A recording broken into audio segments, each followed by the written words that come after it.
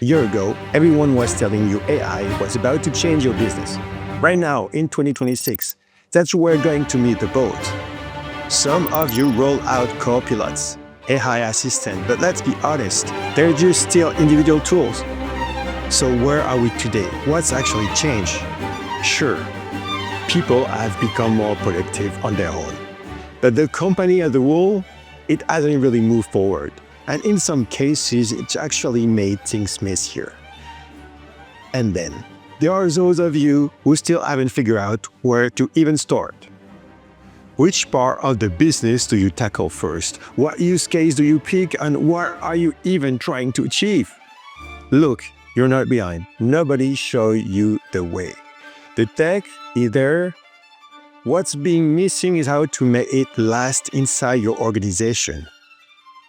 I'm Christophe Bouron. I run Bonitasoft.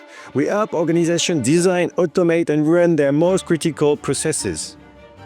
Today, Bonitasoft becomes Ofelia with a new offering, Ofelia Agentic, a governed agentic AI suite built on 16 years of everything we've learned.